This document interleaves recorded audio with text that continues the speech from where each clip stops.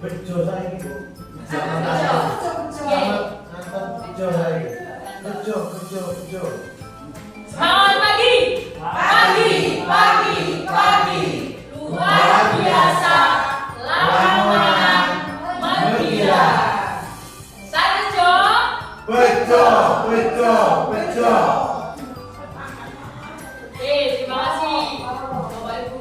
Di sini saya diseminasi tentang budaya positif. Ini ada terkait dari calon guru penggerak angkatan 10. Materi modul 1.4. Lanjut. Sebelum mulai kita saksikan video terlebih dahulu. คือเรื่องราวระหว่างฉันกับลูกและสับปะรด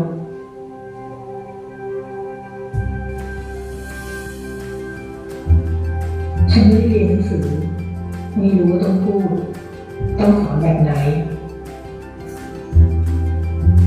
ฉันรู้แค่ว่าต้องทำให้ดูให้เขาเห็นเป็นตัวอย่าง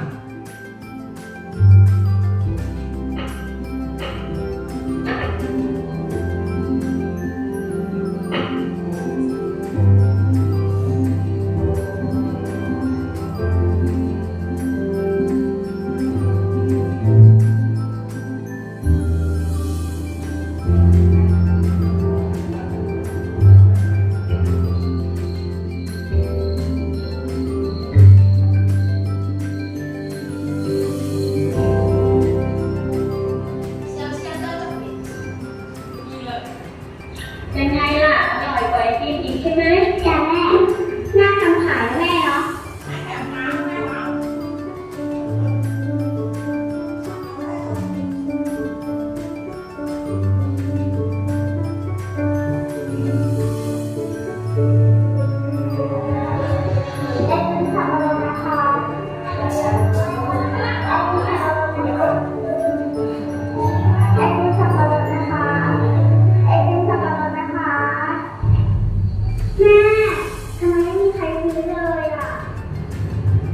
งั้นลองไปดูที่ตลาดว่าเขาขายกันยังไง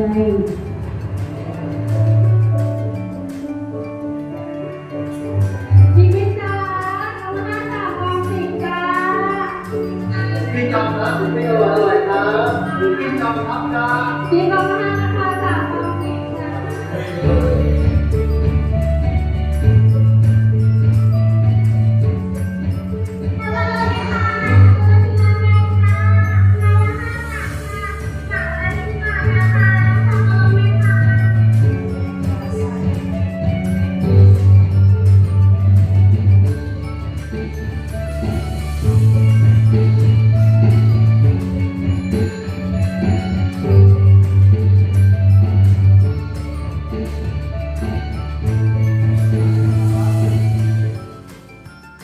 พอเห็นเขาได้สังเกตได้ลองทำเองวันนี้ฉันสบายใจแล้วที่เห็นเขาทำได้แบบนี้และมั่นใจว่าวันข้างหน้าถ้าไม่มีฉันเขาจะอยู่ได้ด้วยตัวเขาเอง อาชีวะครูสวัสดิ์ได้รับทุนจากโครงการสำรับจนจบปริญญาตรีปี2000 Terima kasih. Itu adalah cuplikan video dari seorang anak penjual buah sehingga dapat meraih kesuksesan. Mungkin secara tidak sadar bahwa sebenarnya kita sebagai guru adalah role model, adalah contoh bagi anak. Seperti yang ditunjukkan oleh ibunya, beliau mencontohkan bagaimana cara memperlakukan nanas, dikupasnya bagaimana, cara penjualnya gimana. Kita belajar dari anak tersebut terkait dengan strategi. Strategi.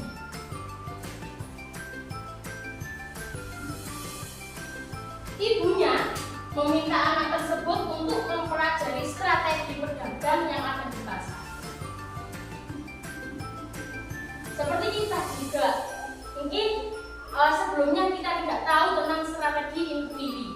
Kita kita bisa belajar ke teman sebaya maupun kita mengikuti pelatihan, jadi kita sehingga mengetahui bagaimana strategi agar anak ini mendapat A, anak ini mendapat B, anak ini mendapat C.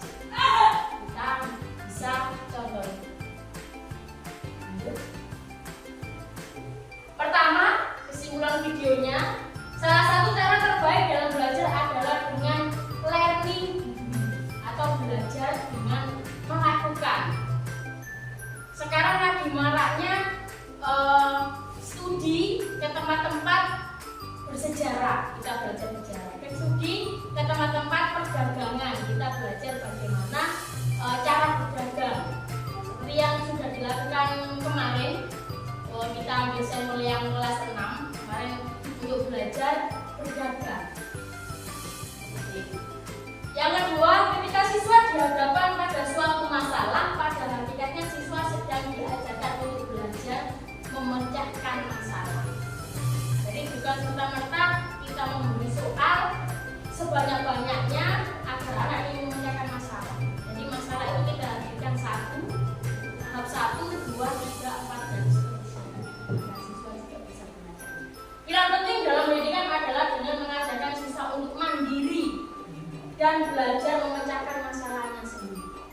Jadi anak mandiri, sehingga di kehidupan selanjutnya anak ini bisa mandiri atau mencukupi kebutuhan sendiri. Saya ingat ada tetangga saya itu SLB, sekolahnya di Kule yang ada ke timur. Tidak lain tidak bukan ketika dia sekolah, orang tuanya itu hanya berharap dia bisa hidup mandiri ketika ditinggalkan oleh orang tuanya. Tidak berpikir bahwa anak ini besok akan menjadi pilot. Tidak, hanya berharap kemandirian. Bagaimana anak itu ketika ditinggalkan oleh orang tuanya. Kesimpulan tentang filosofi Ki Hajar Dewantara kaitan dengan video tersebut. Yang pertama adalah pendidikan itu menuntun. Seperti yang kita lihat tadi bersama adalah dituntun oleh orang tua. Di situ diutamakan di lingkungan rumah. Dituntun bagaimana cara mengiris daripada nanas, cara menjual, cara dagangan, dan serta kodrat alam dan kodrat zaman. Mungkin ketika es krim ini dijual di lingkungan sekolah, ini akan laku keras. Ya, laku keras karena yang beli anak, tapi di lingkungan pasar berbeda strateginya. Harus ada promosi, harus ada gambar dan sebagainya. Dan pendidikan itu menggambar. Kita menggambar ini adalah outputnya, atau semua yang dilakukan oleh guru adalah tujuannya untuk kemandirian siswa, perkembangan siswa, dan outputnya, muaranya tetap ke siswa. Lanjut. Apakah Bapak atau Ibu setuju kalau hukuman dapat mendisiplinkan siswa? Hukuman dapat mendisiplinkan siswa. Ayo anak-anak yang tadi telat, silakan berdiri di lapangan. Sampai kemarin, kalau nggak salah 1 hari yang lalu itu ada kasus meninggal gara-gara dihukum gurunya 3 jam berdiri di lapangan. Bukan meninggal apa?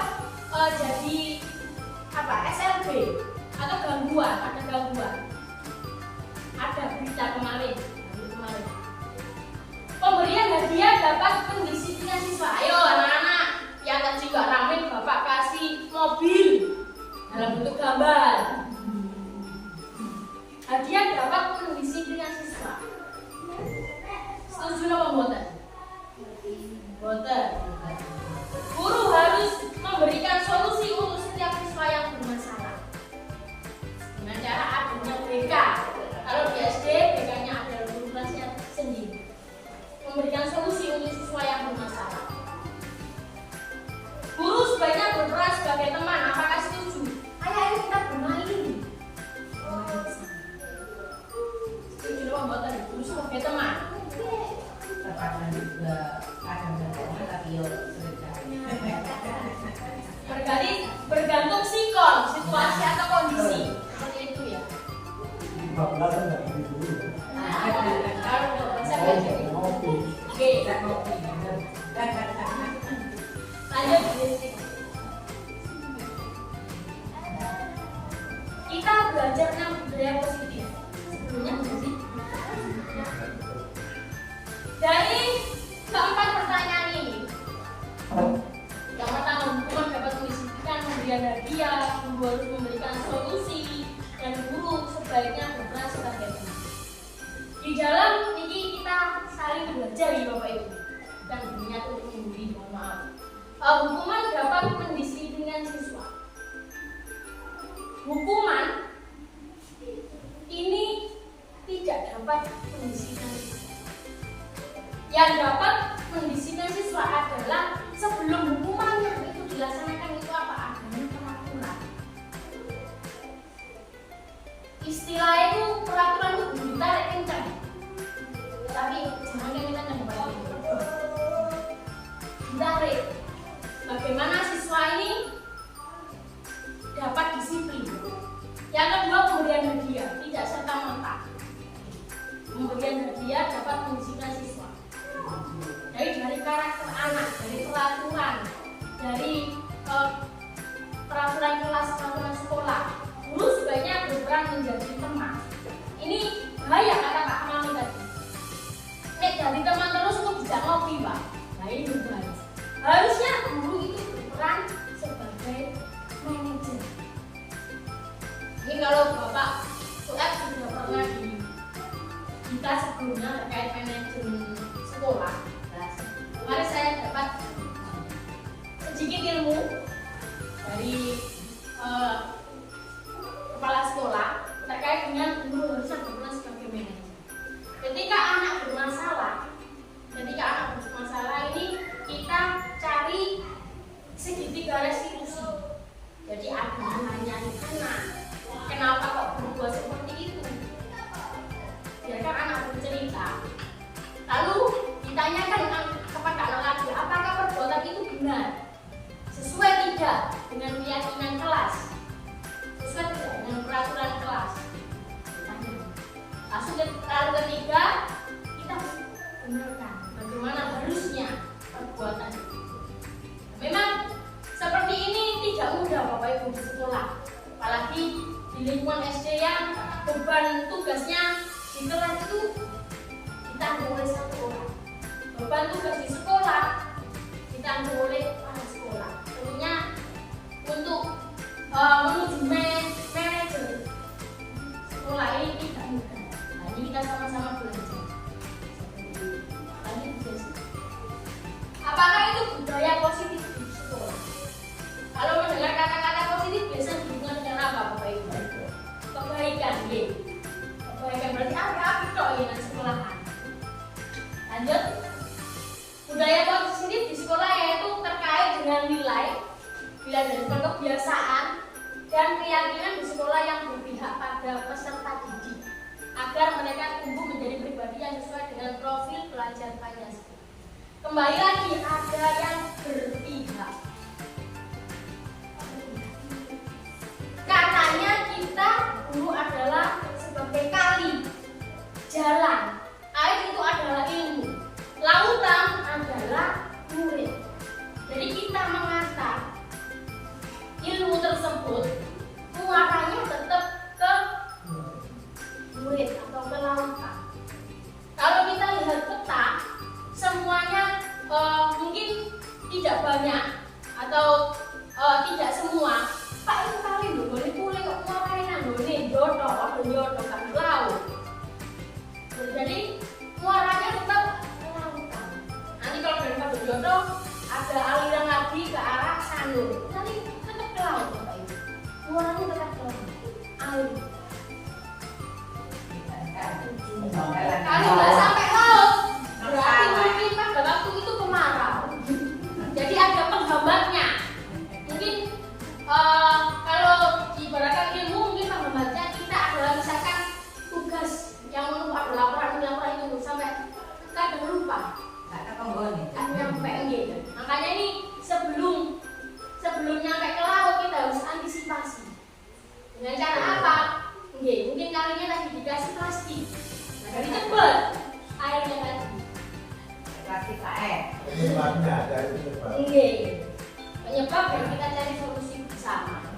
Iya.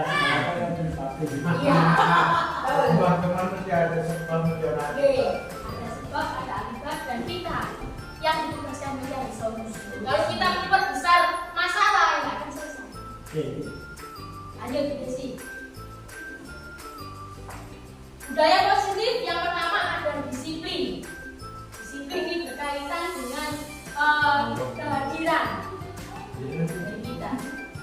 Ya, kehadiran terkait dengan tepat waktu, tepat pulang, tepat masuk, dan lain sebagainya. Disiplin positif. Jadi mungkin sekarang susah, tapi kalau belajar bisa bisa. Dengan apa belajarnya? Mungkin dengan peraturan sudah bekerja nih, Pak. Malah itu Lagi. Jangan yang kedua. Tarik ulur dari belakang. Fleksibel. Yang kedua, motivasi perilaku manusia. Jadi ada kemauan. Peraturan kenceng, gak gelem, dipeduli. Jadi ada kemauan, ada niat. Yang ketiga, kebutuhan dasar manusia, keyakinan sekolah. Ini keyakinan sekolah berhubungan dengan bisa dikaitkan dengan peraturan.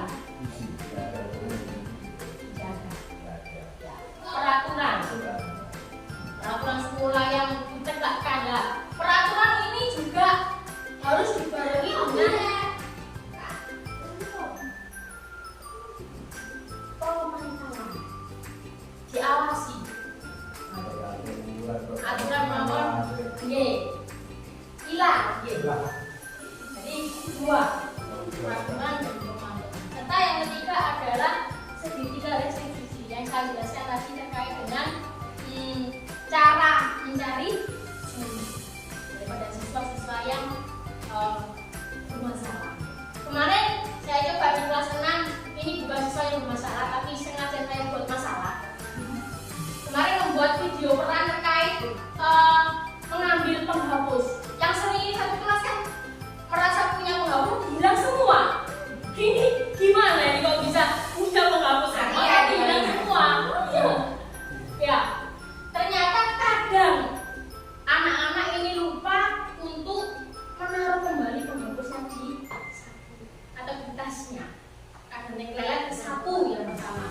Yang kedua, kadang ada temannya yang pinjam terus memasukkan ke tasnya. Bagi-bagi bangku.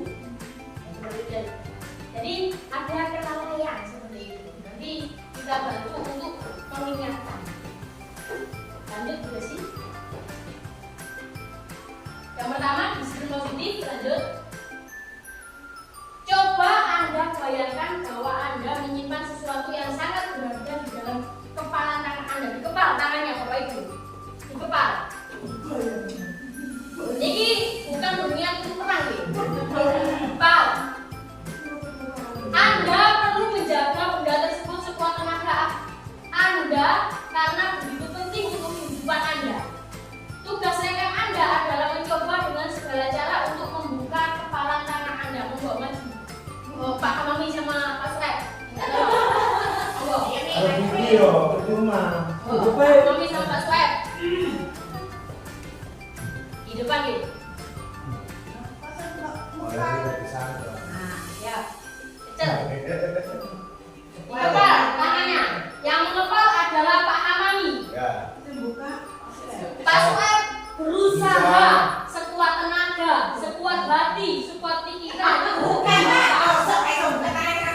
Silakan Bapak. Saya buka.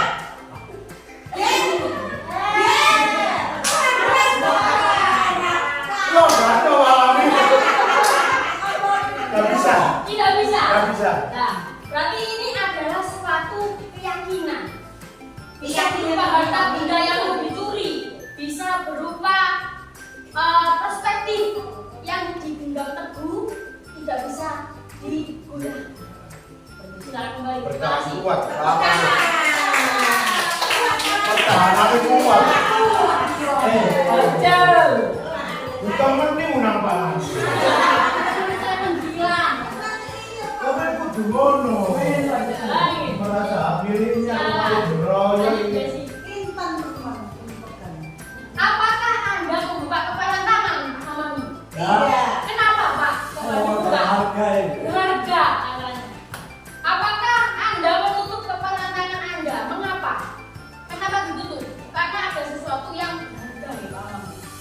Ditutup. Dalam kegiatan ini sesungguhnya siapa yang memegang kendali atau kontrol untuk membuka atau menutup kepala Anda? Diri sendiri. Nah, jadi budaya positifnya terkait dengan kemauan. Sebesar apapun peraturan, sebesar apapun perintah, jika tidak ada niat, kentek terus deh, kentek nang hati, Iya. betul, tetap dari kentek. Lanjut. Ini kita belajar dari psikiater, Dr. William Glasser. Pada dasarnya kita tidak dapat memaksa murid untuk berbuat sesuatu. Ayo lu pencet. Ayo lu pencet. Jika murid tersebut memilih untuk tidak melakukan, punya pilihan, tidak dipaksa. Walaupun tampaknya guru sedang mengontrol. Ayo, melu. Tak melu.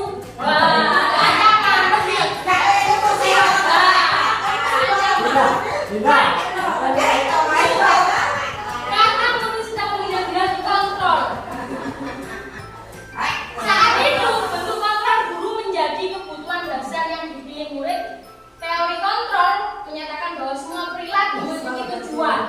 Nah, anak memiliki tujuan karena tidak diperbolehkan orang tuanya rekreasi. Guru memiliki tujuan. Ini adalah program sekolah yang sudah disepakati oleh wali murid. Kan itu. Tapi semuanya sudah berpegang. Pak iki yo pelae, gak duwe. Lah kalau ini jenengan kok sepakat, Mbak? Terus sepakat kalau hari ini kita adakan rekreasi, tukon booking, bus, tukon DP. Ini adalah dua ini tujuan, memiliki tujuan. Dua sisi ini. Yang pas mana? Ini kuat mana? Waduh kuate, nggih. Bejat karo. Jadi harus dibentang ini solusi lah. Seperti yang Bapak katakan tadi, Bapak Kepala Sekolah, kita pertemukan apakah si A, si B, si C ini kenapa? Kemarin sudah kesepakatan itu rekreasi, kok tidak ikut? Kita ketemu jawabannya dengan Senin. Lanjut, sih.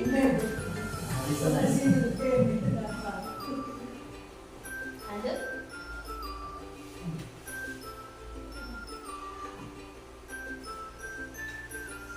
Membuat kritik dan rasa bersalah untuk mengontrol. Murid menuju pada integritas gagal. Mereka belajar untuk merasa dulu tentang diri mereka sendiri. Mereka mengembangkan dialog diri yang negatif, kadang-kala sulit bagi guru untuk mengidentifikasi bahwa mereka sedang melakukan perilaku ini. Karena sering guru cukup menggunakan suara halus untuk menyampaikan pesan. Ayo, melu rekreasi. Tak melu, dulu tak mau dilelek. Benar dengan kata-kata yang halus. Tapi yang dimaksud tujuannya adalah kasar. Ada pemaksaan. Seperti itu. Mungkin ini pro dan kontra. Kalau tidak dipaksa itu sendiri lupa. Lah kalau gue pada Kristin DP mobil hilang. Saya sedang menjawab. Makanya ada solusi dari Bapak Kepala Sekolah, kita kumpulkan seperti itu. Lanjut Desi. Ilusi bahwa orang dewasa memiliki hak untuk memaksa. Banyak orang dewasa yang percaya bahwa mereka memiliki tanggung jawab untuk membuat murid-murid berbuat hal tertentu. Apapun yang dilakukan dapat diterima selama ada sebuah pengajuan berdasarkan sebuah pengukuran kinerja. Pada saat itu pula orang dewasa akan menyadari bahwa perilaku memaksa tidak akan efektif untuk jangka waktu panjang dan sebuah hubungan permusuhan akan terjadi. Di sini belajar tentang orang dewasa. dewasa beneran atau usia. Yang kedua adalah orang dewasa jabatan. Ada dua. Yang pertama orang dewasa usia mungkin sebagai orang tua bisa mempengaruhi anak. Aku izin nang BBL. Ojo, sampai ngisi umur 15 tahun, didampingi ibu. Punya hak. Karena orang dewasa di sini adalah yang lebih tahu. Tapi kadang kita harus memahami anak. Kita cari tahu dulu kenapa videonya mau berangkat ke BBL sendiri dan lain sebagainya. Jadi tidak serta merta langsung adjustment tidak boleh. Dewasa secara jabatan kalau misalnya jabatan di sini adalah misalkan ada perintah terkait dengan adanya laporan mendadak besok selesai. Ini sebagai bawahan kita terpacu untuk mengerjakan. Yang pertama terpacu. Yang kedua ini terasa buru-buru.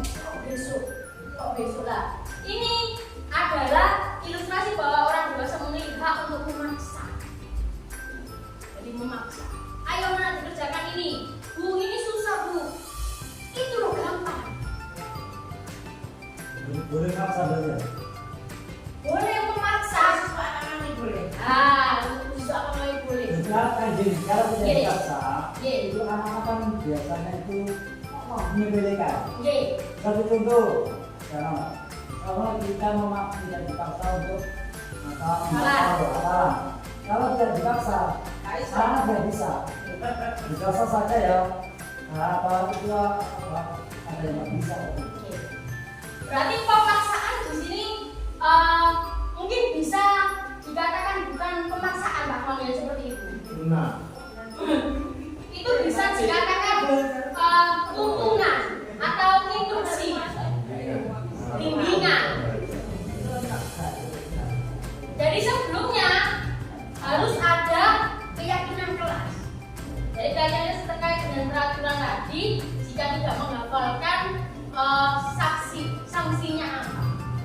Misalkan kalau tidak menghafalkan surat pendek 3, diulangi lagi 3 hari lagi sebelum menghafalkan atau bagaimana seperti itu. Jadi ada tuntunan bukan pemaksaan. Kata sendiri. Lanjut Desi.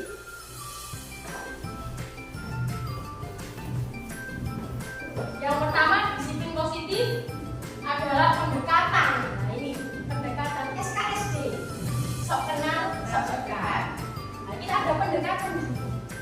Di sini yang mengajarkan tanggung jawab kepada anak dan mengembangkan kesadaran diri berdasarkan nilai-nilai.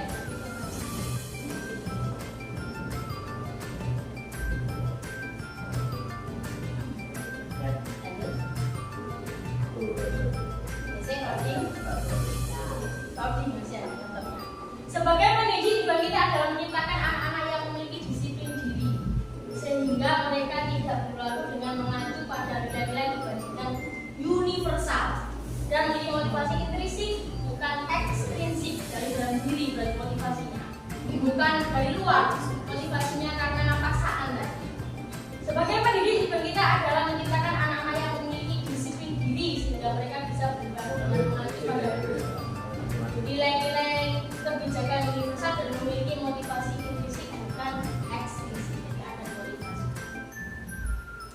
Sebelum itu kita berdiri dulu, Bapak Ibu. Kita membuat SD.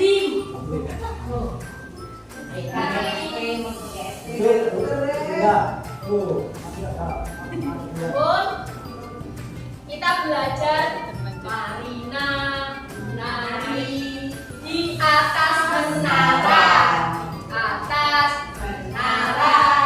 Marina menari, Marina menari di atas menara, Marina menari diganti Upi.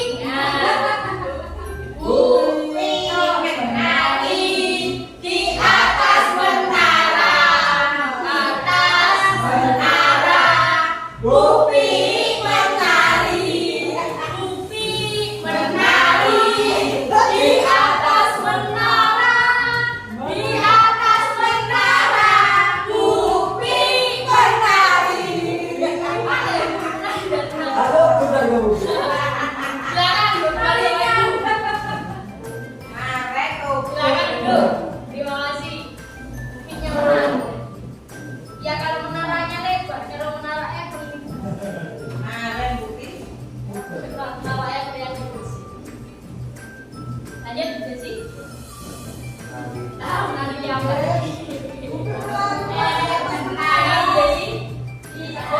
Yang kedua adalah motivasi perilaku manusia. Lanjut.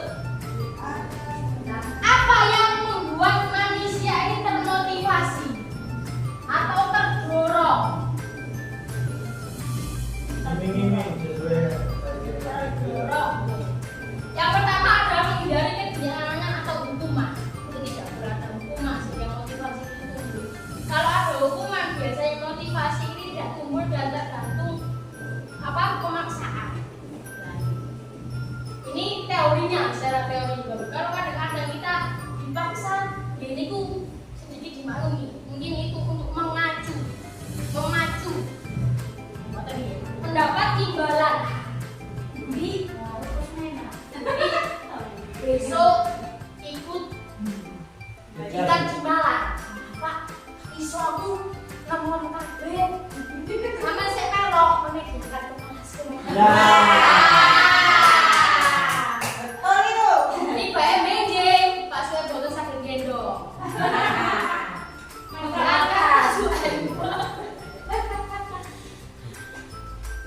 Menjadi diri mereka yang diinginkan dengan menghargai diri sendiri sesuai dengan nilai-nilai yang mereka percaya. Menghargai diri, jadi bukan terkait dengan pemaksaan. Muncul dari dalam intrinsik dari dalam. Lanjut intrinsik. Ada juga yang selanjutnya menghindari ketidaknyamanan atau hukuman, mendapat imbalan. Lanjut. Menghindari ketidaknyamanan. Ini adalah motivasi eksternal, mendapat imbalan. Ayo. Nah ini bisa menggunakan motivasi eksternal, tapi jangan terlalu banyak gitu Pak Ibu. Untuk anak-anak misalkan, ayo belajar hari ini, besok akan Bapak kasih pulpen, misalkan. Itu adalah motivasi eksternal. Nah kalau bisa seperti ini porsinya itu adalah sedikit. Kenapa? Karena kalau tidak dalam diri, motivasi ini akan turun kemudian hari. Lanjut. Ini yang harusnya adalah motivasi internal, menjadi diri mereka yang ingin, ayo aku mau. Jadi ada kemauan. Lanjut. Kasus 1 bisa dibaca Bapak Ibu. Ibu Anas, guru kelas 2 SD mendapat masalah. Murid-muridnya tidak tertib, berdiri antri di depan pintu kelas dan selalu berebutan masuk ke dalam kelas setelah jam istirahat usai. Ini mungkin sedikit banyak ada. Ini tentunya sangat mengganggu proses pembelajaran di mana kelas tidak dapat mulai tepat waktu karena Ibu Anas sibuk menenangkan murid-muridnya untuk waktu itu pulang. Mungkin ini berpengaruh pada kelas-kelas besar nih. Satu kelas isinya 20, 25. Mungkin kalau di TB3 insya Allah bisa berebut apapun. Insya Allah. Gak ada masalah. Tapi seperti ini meskipun tidak ada masalah, ini adalah masalah terkait dengan perilaku anak. Adalah tidak adanya disiplin atau antri. Jadi berebutan. Seperti mungkin kita ketahui belakang ini adalah antri air bersih. Itu kan juga sedikit banyak menimbulkan tidak enak di mata karena tidak ada sistem antri berebut. Akhirnya Bu Anas berpikir cepat dan mengandalkan stiker bintang. Setiap muridnya akan masuk kelas sesudah beristirahat, Bu Anas akan mengiming-iming muridnya dengan stiker bintang. Siapa yang dapat berdiri lurus, berbaris rapi, dan antri depan pintu dapat bintang dari Bu Anas. Sebagian besar murid-murid menyambut dengan tantangan tersebut dan langsung berdiri rapi. Nah ini berkaitan dengan apa itu Pak Ibu? Ini menimbulkan motivasi eksternal.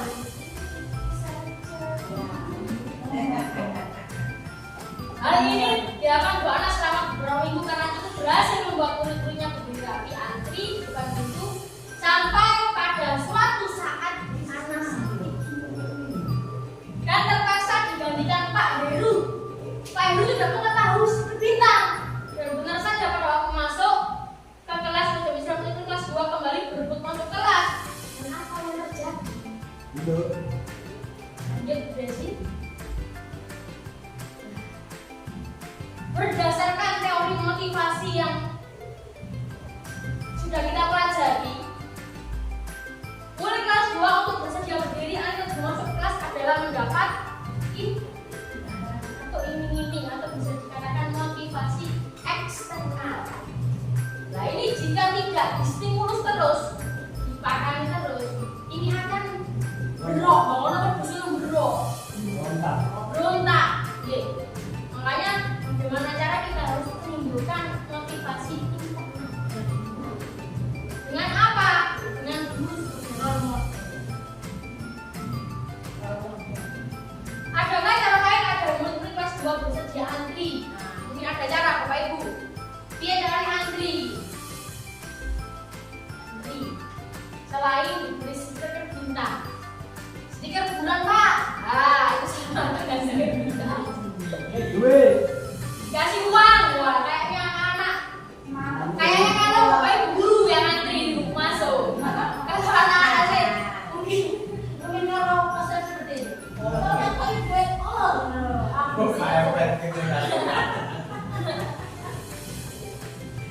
apa? Mungkin kita bisa kembali lagi kepada keyakinan kelas. Kita kembali ke keyakinan kelas. Jadi kita membuat keyakinan atau aturan bersama anak-anak bagaimana kelas ini sehingga nanti dapat masuk sesuai dengan jamnya. Adanya keyakinan dari teori Alfikon mengumumkan baik penghargaan maupun hukuman adalah cara-cara mengontrol perilaku seseorang yang menghancurkan potensi untuk pembelajaran yang sesungguhnya. Nah, ini Bapak Ibu menghancurkan. Kenapa? Kalau kita tidak diberi stimulus, kemauan anak ini akan berkurang. Jadi kita harus mencari solusi bagaimana cara internal dengan melalui pendekatan dan keyakinan. Lanjut Bu Desi. Yang ketiga adalah kebutuhan dasar manusia. Apa kebutuhan Bapak Ibu dasar? Yang pertama, apa kebutuhan dasarnya? Makan, sandang, papan. Nanti nggak usah tembok nih Bapak Ibu, papan makan. Tempat tinggal dengan papan maksudnya. Lanjut Desi. Kebutuhan tadi dikaitkan dengan posisi kontrol seorang guru. Bisa mengontrol apa saja. Kebutuhan bertahan hidup, sandang papan pangan, adanya kasih sayang. Ayo nak, dan lain-lain. Tapi kasih sayang yang tulus, jangan kasih sayang yang mengancam. Ayo kesini. Kalau nggak kesini, kamu Bapak Jabar ya. Ayo nih. Sayang. Nah ini harus ada pendekatan. Kemarin juga dibahas. Pak iya kalau anak SD face to face atau megang anaknya, nggak apa-apa. Gimana kalau anak anak SMK? Kemarin ada teman yang SMK Kerjo. Boleh tak gandeng? Ini bisa menimbulkan pidana. Bagaimana caranya? Ada caranya Bapak Ibu. Caranya adalah melalui pendekatan dengan didampingi oleh guru. Jadi ada temannya. Jadi ketika terjadi sesuatu yang bukan, nanti kita ada pembina. Pengakuan atas kemauan, kebebasan dan kesenangan. Jadi anak melakukan itu merasa senang. Wah aku bisa gak apa-apa, bisa. Nah, habis itu rapi di kelas, senang. Bukan karena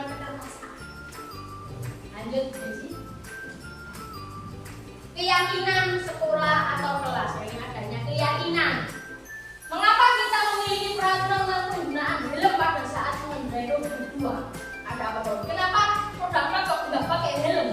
Nah ini. Kenapa sepeda ontel roda 2 nggak pakai helm? Nah ini. Kenapa Bapak Ibu?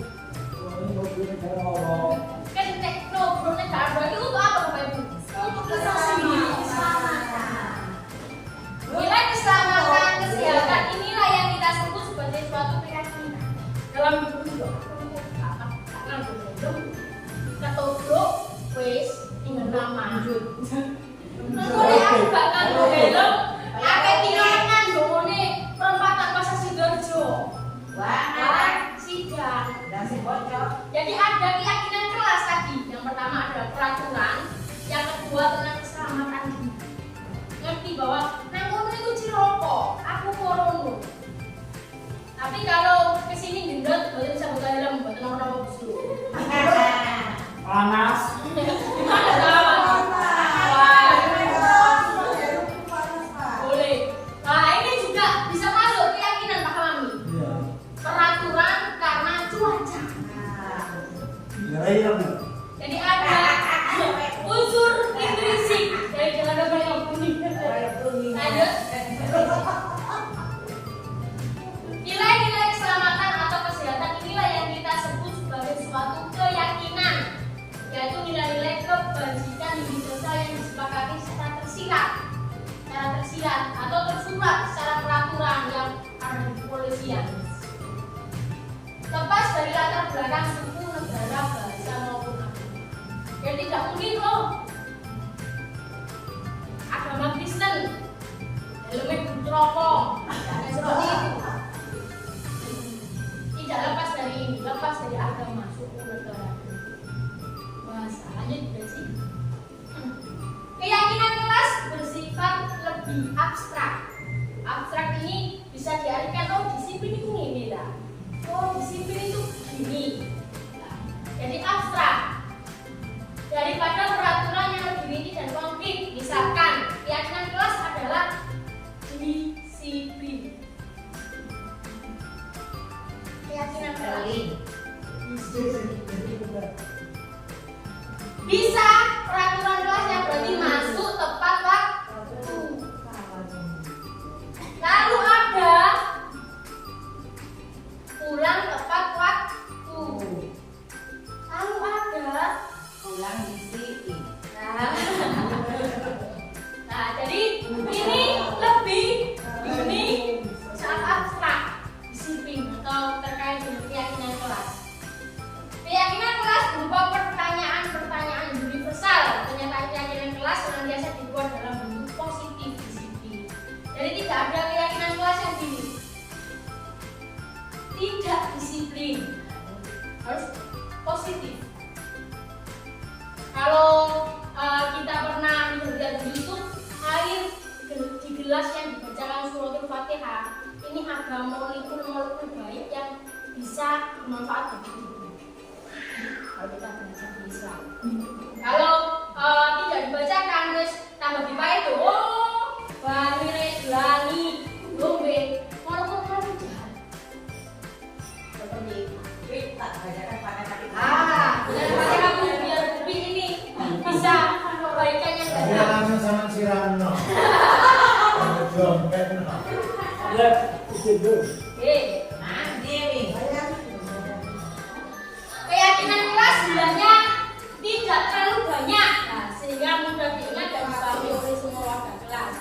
Keyakinan kelas sebaiknya sesuai sesuatu yang dapat diterapkan di lingkungan tersebut. Semua warga kelas sebenarnya ikut berkontribusi serta bersedia meninjau kembali keyakinan kelas dari waktu ke waktu. Jadi ada pembaruan. Jadi semester ini sama semester depan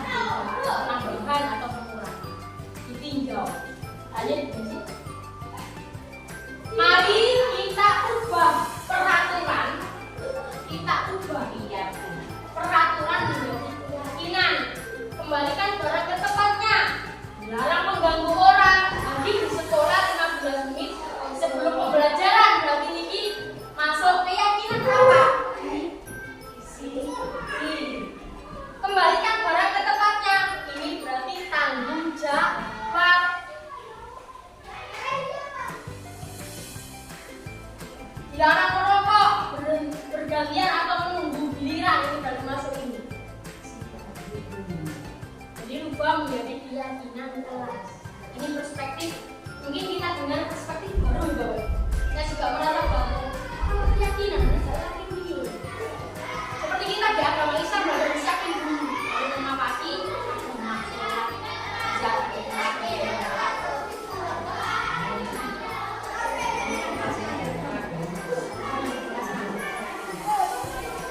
lanjut.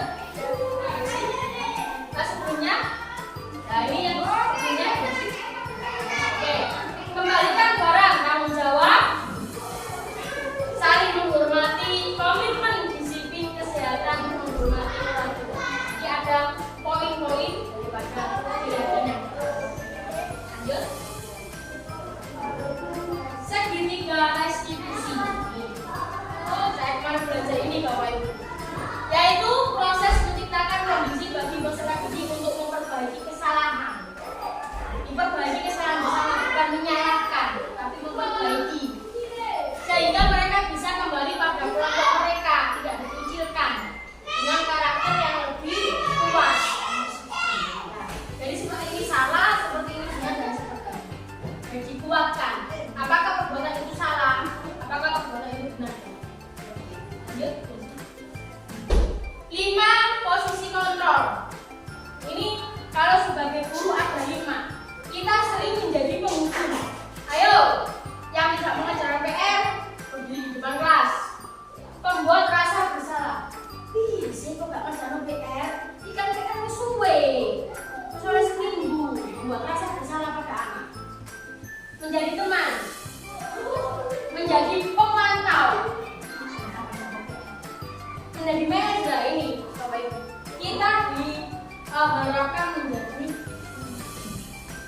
manajer yang memanajemen dalam ruang. Nah ini posisi kontrol seorang guru harusnya adalah menjadi. Jadi ini saya umpamakan saya. Ini. Lanjut juga sih. Manajer yang pertama, guru melakukan kerjasama dengan siswa, memberi mereka tanggung jawab atas perilaku mereka, mendukung mereka dalam menemukan solusi atas masalah yang dibahas. Solusi. Jadi masalahnya apa? Kita cari solusinya. Lanjut. Posisi manajer mengacu pada restitusi yang memungkinkan siswa menjadi manajer dari diri mereka sendiri dan menciptakan identitas positif serta keberhasilan dalam hidup mereka. Jadi dapat menunjukkan tadi faktor internal atau intrinsik. Lanjut. Lanjut Desi. Nah ini adalah segitiga restitusi. Kemarin saya mencontohkan ketika anak mengambil penghapus teman. Jadi saya tanyakan dulu, kenapa kok penghapus itu bisa ada di sampean? Terus kita menstabilkan identitas. Apakah ini perbuatan benar atau salah? Lalu kalau berarti tindakan salah dan bagaimanakah yang benar? Harusnya setelah meminjam adalah itu. Jadi ada proses apa ya? Dua interaksi antara guru dan juga siswa. Jadi tidak hanya satu interaksi dari guru, hanya menyalahkan, jadi ada menanya. Lanjut udah sih. Ini dari segitiga restitusi anak menjadi tidak merasa terancam, tidak merasa disalahkan. Lanjut. Sebelumnya bisa kita lihat dulu.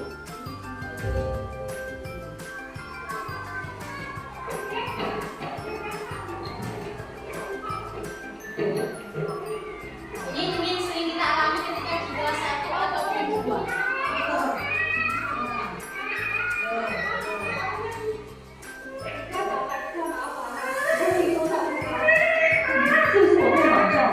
我知道你是小朋友，不喜欢人家碰。不会，非常我在听能力啦，而且像我喜欢他的人哈。对不起啊，就这样子一个环节。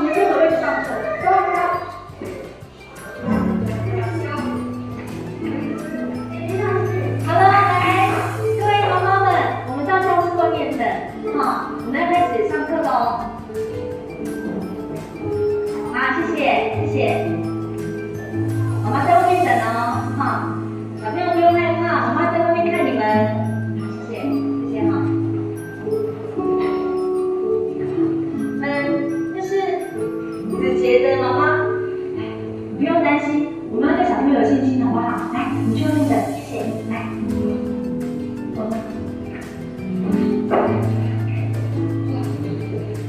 ，Ibu merasa anaknya ini belum bisa Jadi kenapa? mengikuti atau bergaul dengan teman sebaya. 你交给我哈，没关系，没问题的，好不好？好，来注意。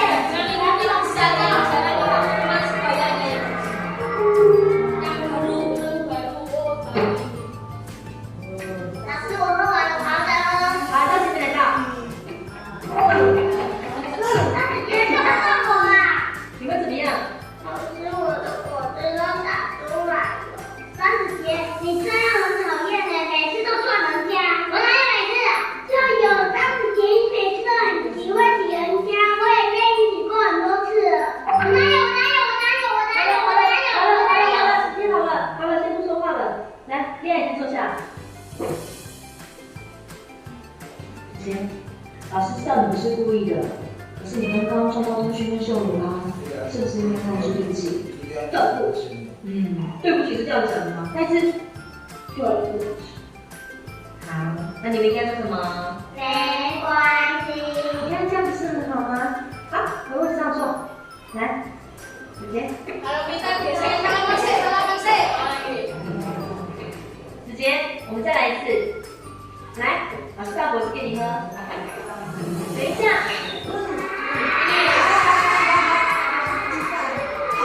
Satu teman kelasnya ini berbicara. Ini adalah perbuatan buruk anak. Karena temannya, ibunya, ini buat lebih baik. Ini bahasa yang benar-benar biar kita belajar.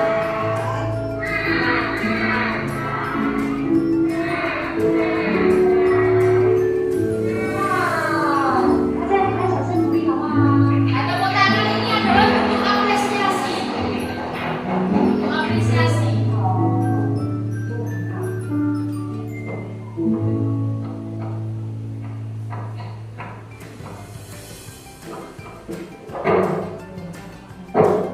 Ini bosan-bosan kalau ibu seperti ini. Nggih.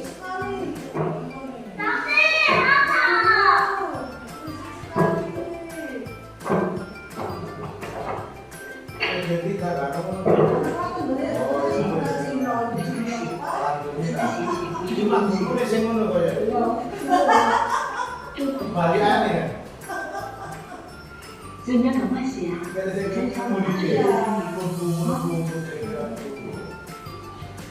！Nah, ini merupakan pendekatan Bapak Ibu.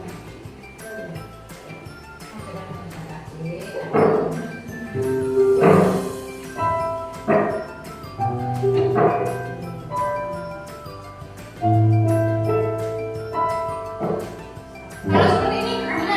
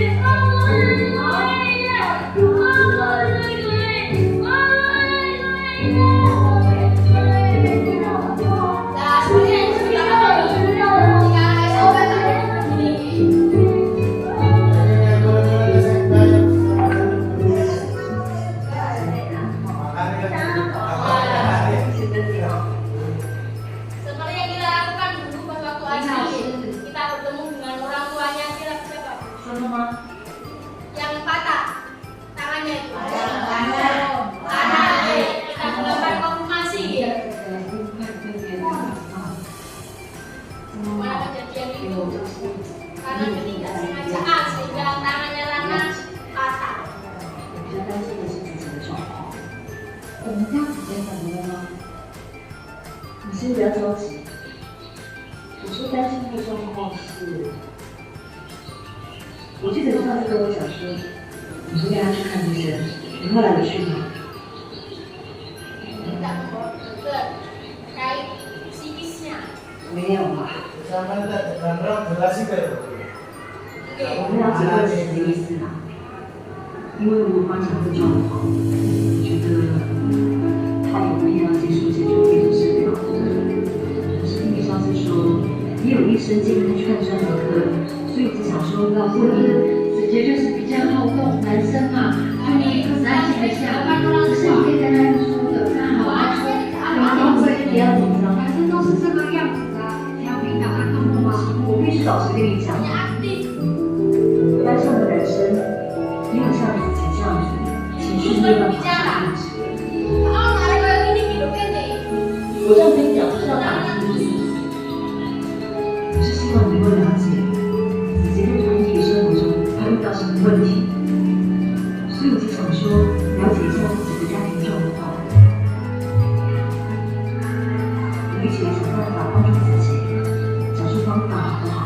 如果没有。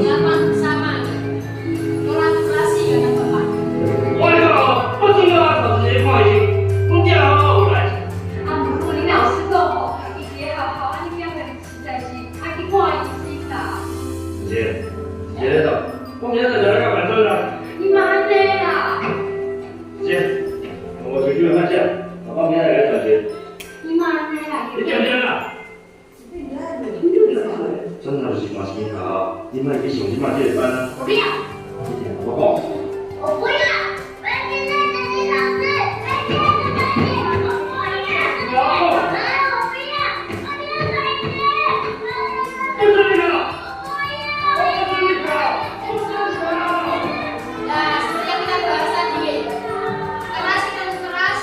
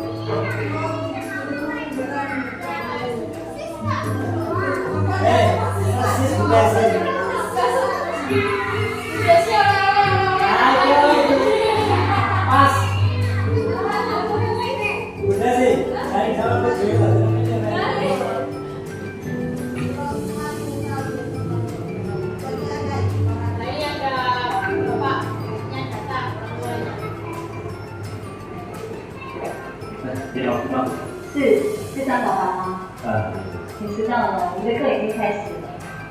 办公室一堆事情还没处理完，我是排除万难才赶过来。为了子杰，你是应该排除万难的。没有，我知道你很疼自己，但是有什么事可不可以直接跟妈妈沟通就好？我工作真的很忙。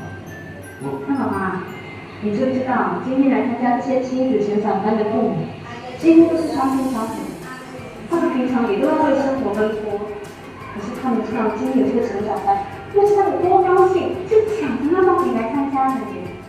可是他们有觉得是要排除万难吗？他们认为是理所当然。来，你这一步说话。张爸爸，我知道你工作很忙，可是呢，我们做父母的再忙都不能够把责任跟压力全部让一个人去承担。我们今天的主题呢是家庭分工其乐融合，讲的不光是谁去赚钱，谁去留做家事，还有包括教育跟支持，这些都是需要全家人一起去同心协力的。我知道，可是我们家就是这样，我呢就负责工作赚钱，那我太太呢就负责小孩跟家庭，这应该没什么对吧？可是当你的小孩非要上岸，他需要协助的时候，你就不可以拿赚钱来当做借口，把责任跟压力让你太太一个人去承担了。张妈妈，你知不知道子琪呢？他有情绪管理跟注意力不集中的问题。你知不知道子杰原本在班上人缘很差，没有人要跟他玩，都会写得一塌糊涂，上课几乎没有办法专心听讲。都是因为你太太细心陪在子杰旁边，让我一起努力找方法，还有全班同学愿意积极的配合，才让子杰从以前的状况进步到现在这样。可是我要问你一个问题，张宝宝，在子杰进步的这段时间里边，你在哪？张先生，如果你不改变你的态度，用行动去支持你太太跟子杰，而是让他们的心一直不断的受伤下去，总有一天你会失去他。那到时候你说的，你努力赚钱去维持的那个家，那你还有什么意义？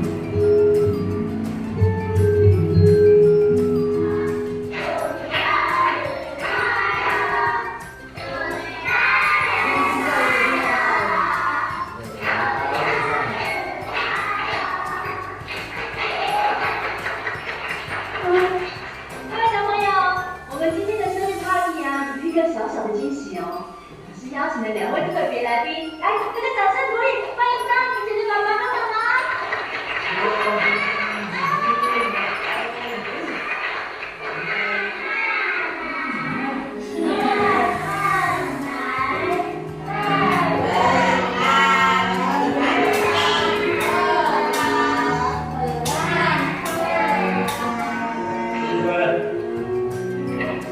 谢谢老师跟同学。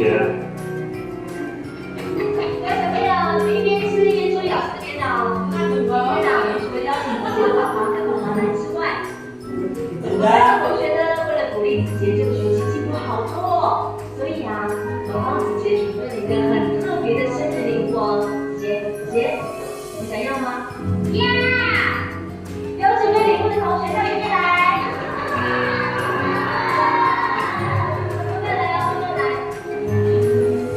张子杰，我最喜欢你的笑声，每次都一直呵呵的笑，很好笑的是，你会觉得很好笑。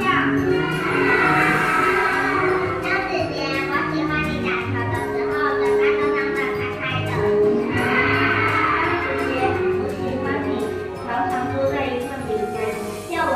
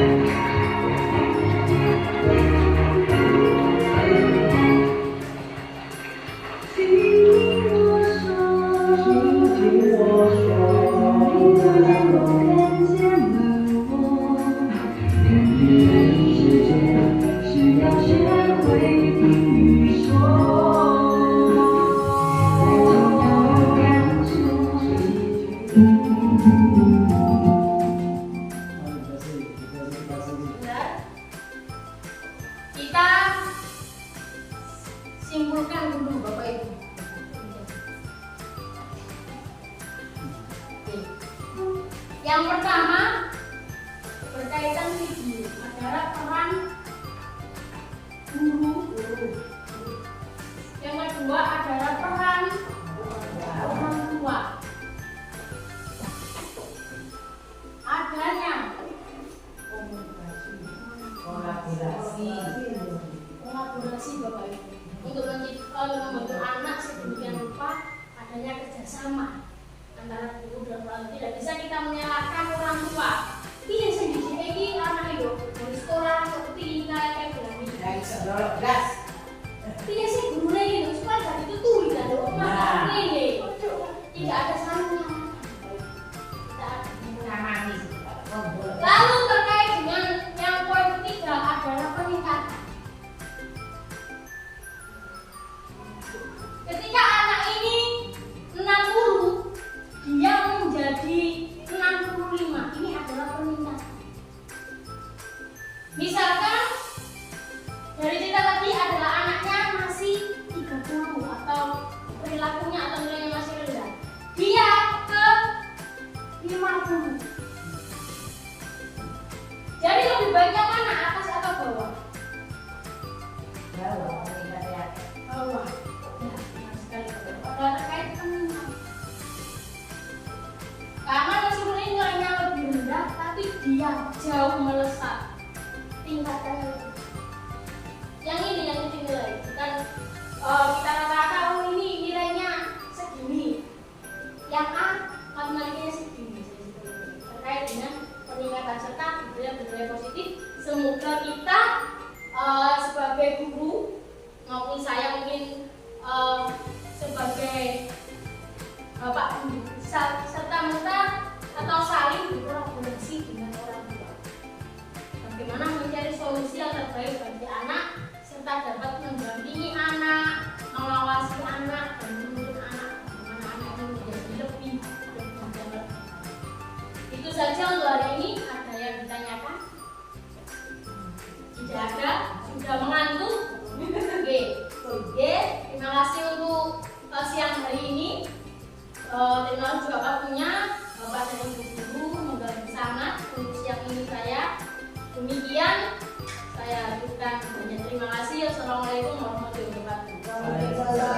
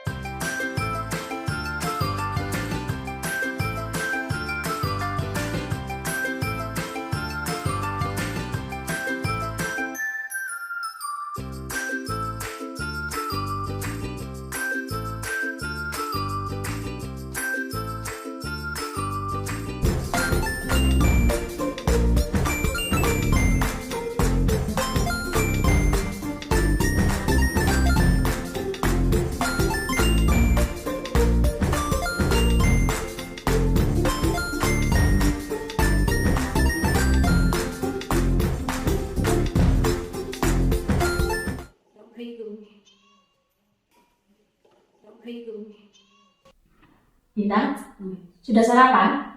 Tantu. Minum dulu.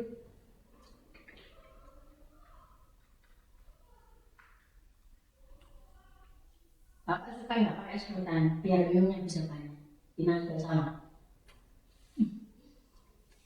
Hari ini Bintang memakai baju apa ini? Olahraga. Sekarang hari apa tuh?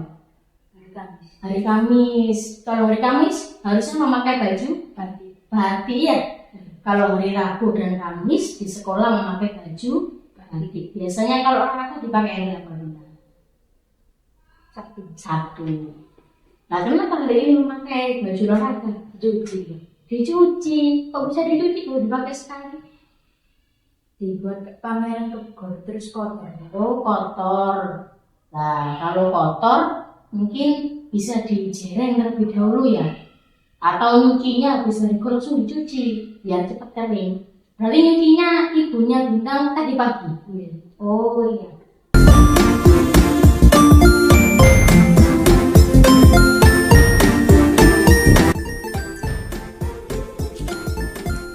Kalau ada yang tidak tahu bisa ditanyakan ke Pak Dev ya.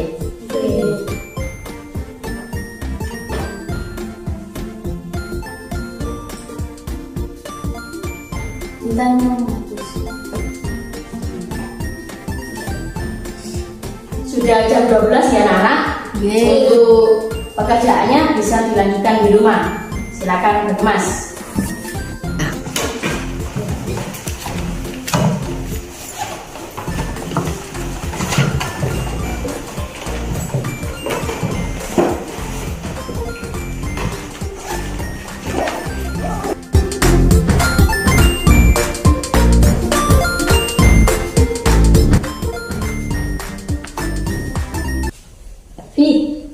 Baca apa? Cerita. Cerita apa ini? Lang-lang Menolong lawan yang curang. Bapak. Cerita tentang apa ini? cerita tentang Menolong lawan. Siapa yang menolongi? lang-lang. Lang itu seekor apa itu? Seekor Kucing ya? Iya, kucing. Alfi, tadi sudah sarapan? sudah. Hari ini waktunya olahraga nih? Iya. Sudah siap olahraga? Siap. Ya, Alfi, kok mau tanya Alfi? Ya. Ini penghapusnya Alfi? Nggak tahu Pak. Belum, nggak tahu. Kok bisa ke bawah Alfi? Penghapusnya kok ada namanya B? Ini siapa ini kalau ada namanya B? Punya siapa Alfi? Kemarin aku pinjam bintang Pak. Oh, pinjam bintang, terus ke bawah. Nah, kalau ke bawah, kalau kemarin lupa, segera dikembalikan. Nanti kalau bintang butuh penghapusnya gimana kalau di rumah? Mengerjakan tugas. Kalau dimarahin ibunya, ya. Jadi kalau sudah kelupaan ke bawah ya, Bia. Karena kemarin mungkin buru-buru pulang ya. Kelupaan ke bawah, di WA bintang ke bawah bin penghapusnya. Ya, atau besoknya langsung dikembalikan ya. Jadi nanti bisa langsung dikembalikan. Ya, tidak apa. Manusia memang tempatnya lupa. Pak Dev tidak menyalahkan Alfi ya. Jadi nanti kalau bintang sudah datang, penghapusnya bisa langsung dikembalikan. Nah, kalau kita meminjam sesuatu sesuai dengan keyakinan kelas, kita harus mengembalikan. Termasuk sikap apa sih? Sikap Tanggung jawab. Nah ya, tanggung jawab. Jadi kalau meminjam langsung dikembalikan, jangan nunggu orangnya meminta. Nah, di sini memang karena Alfi lupa kemarin ya Via. Tapi nanti jangan lupa meminta maaf kepada bintang karena lupa mengembalikan penghapus. Di sini kita belajar belajar untuk bertanggung jawab. Kalau meminjam sesuatu diingatkan, ini pinjam harus segera dikembalikan. Gitu ya. Berarti nanti dikembalikan oleh bintang juga.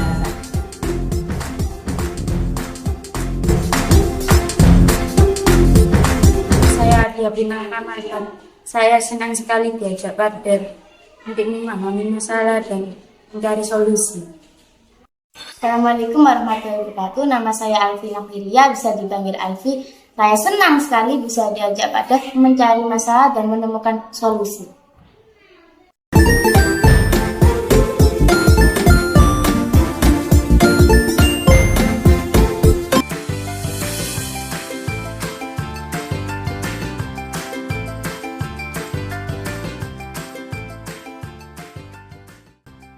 Assalamualaikum warahmatullahi wabarakatuh. Sebelumnya saya ucapkan terima kasih kepada Pak David yang telah mengadakan kegiatan diseminasi budaya positif.